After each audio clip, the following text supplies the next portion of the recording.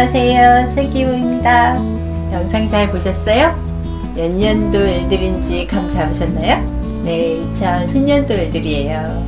이 책을 통해서 김난도 교수가 예측한 2010년 대한민국의 10대 소비 트렌드를 알아보고, 이 책을 통해서 각각의 키워드별로 대한민국에서 어떻게 현실화되었는지 알아보고, 메가 트렌드와 트렌드의 향후 전망과 소비자의 마음을 사로잡는 두 가지 마케팅에 대해서 함께 알아볼게요.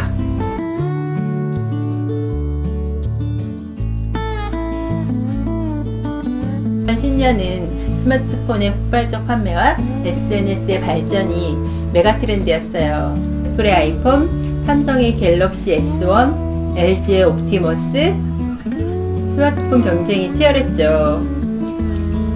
트위터, 페이스북, 인스타 등 소셜 미디어 커뮤니케이션도 확산되었고, 친구 100개를 넘어 소셜, 쇼핑 등 비즈니스 영역으로 확장되었어요. 칠레 강부 33인의 생환 소식은 눈물이 날 정도로 참 반가운 소식이었어요.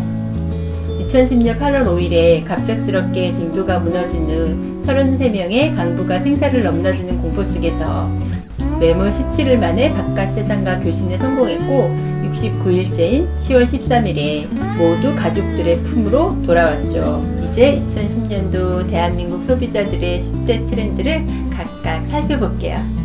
10대 키워드는 타이거 로믹스인데요. 호랑이띠 헤이고 경제를 뜻하는 이코노믹스의 오믹스를 조합해 2010년 한국 경제가 호랑이처럼 웅비하는 한 해이길 소망하며 제시했어요.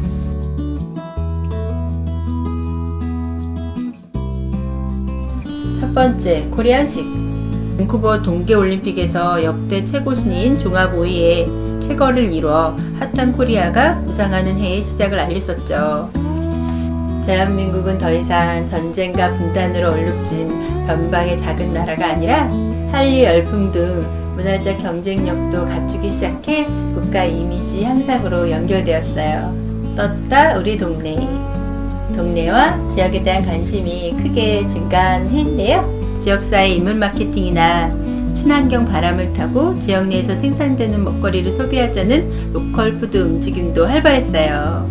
주택을 바라보는 가치가 단순한 거주하는 공간이 아니라 생활하고 향유하는 공간으로서 의미로 변화하면서 공동체적 삶이 관심을 받게 된 거죠. 딴짓의 즐거움. 사회 곳곳에서 숨은 긱스, 괴짜들이 대한민국의 일상을 더 생기있고 활발하게 만들었어요. 본업 이외의 딴짓은 그것이 취미생활이든 사회생활이든 한국인을 더 이상 무의미한 워커홀릭이 아니게 만들었죠. 금기의 종언. 금기가 무너져 내린다는 것은 빛과 어둠, 양면을 모두 갖고 있죠. 산업 분야에선 역발상과 개방적 혁신으로 경제적 위기를 극복하려고 노력했는데, 블랙 컨슈머로 분리됐던 소비자들을 오히려 VIP로 대접하는 거죠. 사회적으로는 동성애를 다루는 드라마가 주말 안방 극장에서 방영되기도 했죠. 저도 재밌게 봤던 인생은 아름다워입니다. 지나친 선정성과 폭력성에 노출된 청소년 문제 등 부작용도 간과해선 안 되겠죠. 당신을 위한, 당신에 의한. 소비자의 생생한 목소리를 담는 소비자 체험단 활동이 활발해진 해였어요. 소비자 개개인에게 당신만을 위한 상품을 제공하는 에고노미 시대가 도래했는데요. 에고노미란 자아, 에고와 경제, 이코노미의 합성어로서 개인을 위한 경제를 의미해요.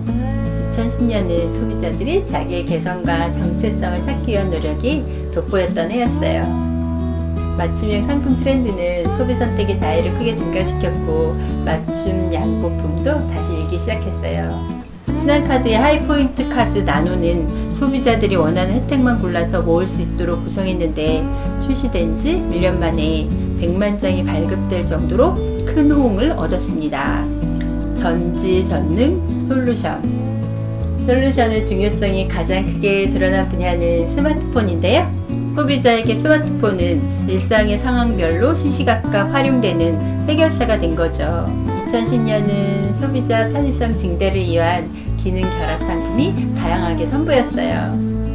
매너 남녀. 전 상품 선택할 때 기업의 이미지도 고려하는데 여러분은 어떠세요? 2010년에 착한 기업인지업가 구매 결정의 중요한 기준으로 구상했어요. 미래의 소비자들은 환경과 소비자들을 생각하는 공정기업에는 너그럽고 설세 오르는 기업에 대해선 불매운동을 한 것이라 예측했는데 2020년 우리들의 모습이기도 하죠. 법정 스님이 2010년 3월에 입적하신 후 베스트셀러에 1위부터 7위까지 오르는 신드롬이 있었고, 정의란 무엇인가 책은 어렵고 딱딱해서 미국에서조차 주목을 못 받았는데 우리나라에서 갑자기 베스트셀러로 부상했었어요. 아마도 공정사회에 대한 국민들의 갈망 때문이겠죠? 물의 르네상스, 레저 스포츠의 대중화가 가속되었고 먹는 물의 프리미엄화 역시 급속도로 팽창하며 시장을 확대시켰는데요. 2010년 출시된 에비앙 폴 스미스 한정판은 한 병당 25,000원이었대요. 그래도 불티나게 팔렸다고 하네요. 소비자들에게 마시는 물의 의미는 단순히 생존을 위한 단계를 넘어 자신의 라이프 스타일을 대변할 수 있는 하나의 아이콘으로 자리 잡았다고 합니다. 나이야 가라. 2010년은 젊게 살고자 하는 열망이 유난히 두드러진 해였는데 원빈 같은 꽃미남이 아저씨를 연기하는 세상이 된 거죠. 노년층 역시 이 트렌드의 중심이 되어 슈퍼실버로 주목받았는데 경제력을 갖춘 노인들이 자식에 더 이상 우매이지 않고 취미생활과 자기개발에 나서는 거죠. 특히 스마트폰의 폭발적 보급과 SNS 발전은 개개인의 연결과 소통을 도와주었고 궁극적으로는 세대 간 소통도 더욱 활성화되었죠. 스타일에 물들다. 2010년은 의식주는 물론 여가, 학습, 연애까지 소위 엣지 있는 상품들로 오감을 만족시켜준 스타일리시한 해였는데요. 대표 선수로 생수를 들 수 있어요. 세계에서 가장 바쁜 디자이너인 카림 라시드가 디자인한 거예요. 생수, 음식, IT 제품, 자동차, 도시락까지 번진 디자인 열풍은 코리안시크로 돌아왔죠. 소비자의 마음을 사로잡는 마케팅 두 가지. 스토리텔링 마케팅. 스토리텔링 마케팅이란 브랜드의 이야기를 만들어 광고나 판촉 등에 활용하는 거예요. 향후 디자인적 접근과 결합한 스토리텔링 마케팅이 새로운 스타일을 각인시키고 소비자들을 움직이게 하는 강력한 무기가 될 것이라고 예측했어요. 글라스 비타민 워터입니다. 성분 표시와 같은 객관적 정보 전달이 전부였던 라벨에 음료가 가진 효과를 가장해서 이야기하면 법에 걸린다네요. 이렇게 위트 넘치는 이야기를 적어두었어요. 그냥 예쁜 병에 이야기를 담아 여성들의 감수성과 호기심을 자극한 거죠. 이온 음료 2% 부족할 때인데요. 리뉴얼되어 돌아왔는데 라벨을 이용한 컬러 태그 마케팅을 적극 시도했어요. 특히 이러한 스토리텔링 마케팅은 QR코드 기술의 급격한 발달에 힘입어 보다 치밀하게 본격화될 것이라고 예측했어요. 훌륭한 스토리텔링은 고객과의 신뢰를 구축하고 고객의 충성도를 높이는 데 결정적인 역할을 한다고 하는데요. 2020년에도 고객의 감수성을 자극하는 스토리텔링 마케팅은 여전히 통하고 있죠.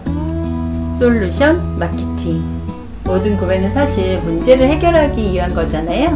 상품이 소비자 일상에서 얼마나 중요한 역할을 하는지 고려해야 하고 창의적이고 실용적인 상품 판매를 위해서는 소비자의 일상에 대한 통찰이 필요하다고 하네요. 주부 인플루언서가 뜨는 이유가 바로 이거겠죠. 엄마의 일상은 주부들이 제일 잘 아니까 육아나 살림하면서 겪었던 불편함을 해소할 수 있는 상품을 먼저 고민하는 것부터 시작하는 거죠.